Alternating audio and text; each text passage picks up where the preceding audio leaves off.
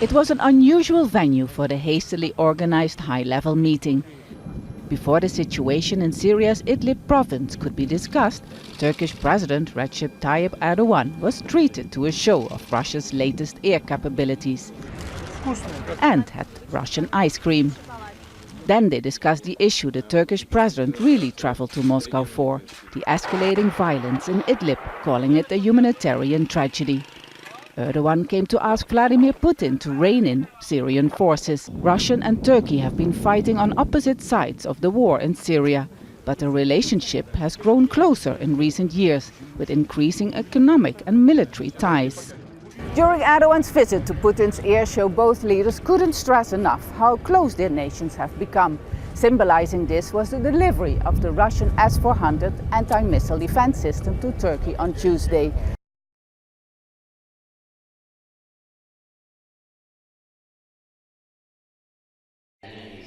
In the days leading up to Philippine President Rodrigo Duterte's fifth visit to China, he took a firm stance on what will be discussed, saying that he'd cancel the trip if he could not talk about the 2016 World Court Tribunal ruling over China's territorial claims in the South China Sea. It sided with the Philippines. China rejects the ruling. Duterte enjoys an approval rating of about 80%, but he's facing pressure over what critics say is an increasingly close relationship with China. He's called it a delicate balancing act. When Chinese President Xi Jinping visited the Philippines late last year, billions of dollars in investment were promised. Most of it has yet to materialize. I think the question for Duterte is how much sovereignty is he willing to concede in order to get this money? And if the money's not turning up, or China's slow with the money, or these projects are not what they've been hyped to be, then you've got to, then that adds another complicating factor.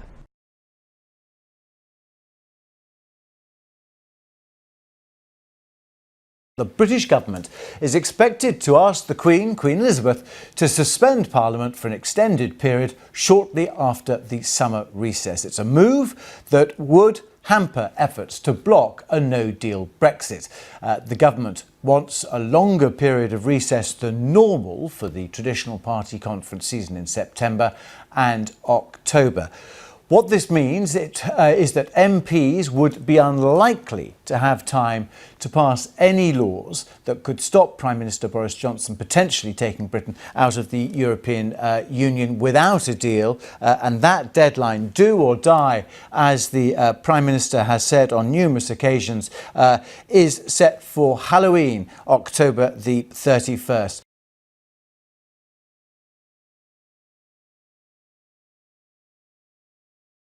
Now out to the capital, where a large mob has set fire to several shops in the Pretoria CBD. The shops are believed to be owned by foreign nationals.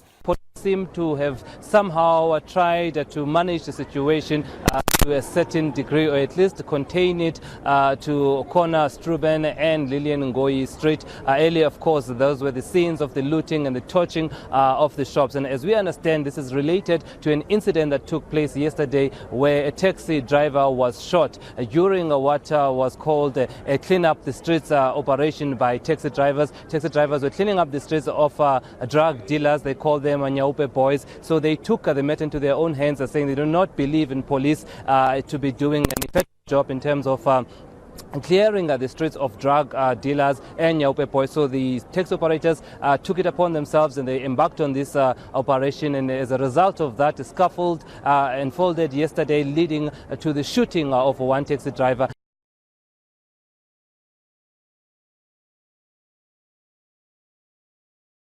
Virgin Australia's profits have nosedived, the airline revealing a full-year loss of $349 million. Hundreds of jobs will be slashed. Flights and fares could be next. 750 jobs going, and maybe more to come. Airline routes will be changed, some aircraft as well. But the big question remains, is this enough to make Virgin profitable? Virgin's lost money after tax for 7 years straight, largely as it's written down the value of its businesses. In that time, the losses add up to a staggering $1.9 billion. The story this year is common. Weaker demand for air travel and higher fuel prices have smashed the airline. Even its discount airline, Tiger, is losing money as well. The only profitable part of Virgin is its frequent flyer scheme that some say should be sold off. Virgin survives only because of the patience and deep pockets of its airline shareholders, Etihad, Singapore, the Chinese airlines HNA and Nanshan.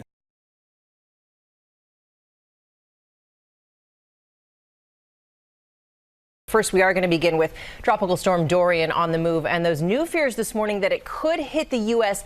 as a hurricane. It's already caused damage in the Caribbean. It's heading toward Puerto Rico right now. And overnight, President Trump approved an emergency declaration for the island. Rob Marciano starts us off with the very latest. Good morning, Rob. Hey, good morning, Michael. This is what it did to Martinique when it was a smaller, weaker storm. Look at the flooding coming in there.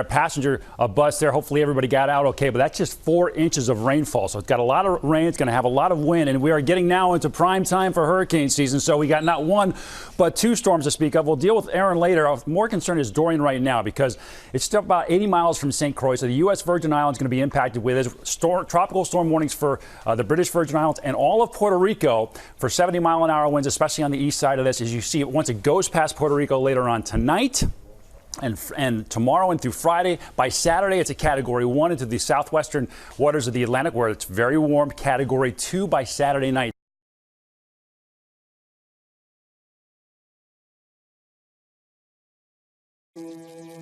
The Amazon is a patchwork of forest, fields, and scorched earth. Farmers harness the flames to clear the trees so that their cattle can graze on the resulting pastures. We can't stop burning because we need to produce enough to eat. But sometimes the fires become uncontrollable, and this is what's left. Pedro Malloc has a cattle herd of 400, but says he'd be willing to change jobs given the right amount of support.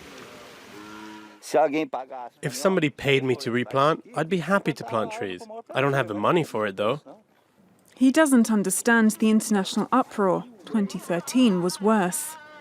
Under President Lula, deforestation was encouraged.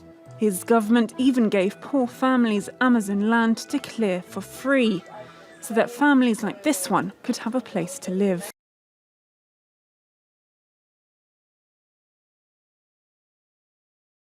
Criticized for not doing enough to combat raging wildfires, Bolivian President Evo Morales announced a new measure to limit the damage and to prevent people from taking advantage of the blaze. I have decided to decree an ecological pause in the Chiquitania area in the affected zone. This means it is forbidden to sell or buy land there. While fires in Brazil have captured the world's attention, Bolivia has been fighting its own blazes, which have already destroyed around 1 million hectares of forests this year, mostly in the southern Chiquitania region. Much like his Brazilian counterpart, Evo Morales has been criticized for encouraging farmers to start fires to clear land and for his government's slow response to the crisis. Morales was also slammed for initially rejecting international help before changing his mind weeks later as the fires grew in intensity.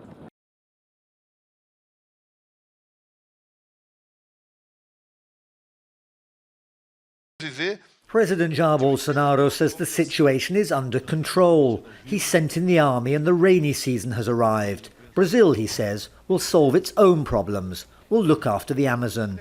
Nós vamos, se Deus quiser, juntos. God willing, together we will find a solution to these fires and give satisfaction to the rest of the world. And people who think like Mr. Macron should think 2 or 3 times before wanting to get out of a complicated situation, like he finds himself with an enormous rejection rate in his country and wanting to damage us.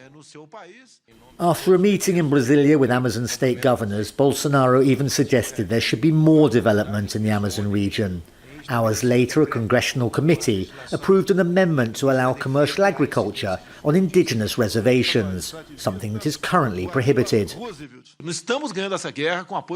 winning this war with the support of you all to show what the Amazon region is, to show its potential and the benefits it can bring to all, including our brothers, the Indians.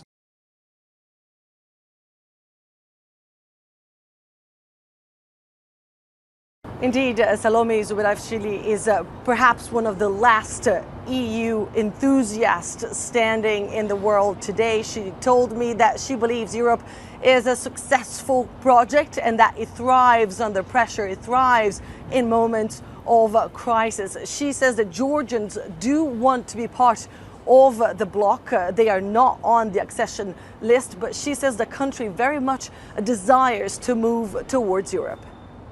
Georgians feel that they are Europeans. It's not something that they are striving for. They are European. They are also very optimistic about Europe because they think that European attraction is something that has no alternative, which is something that from the inside sometimes Europeans do not see.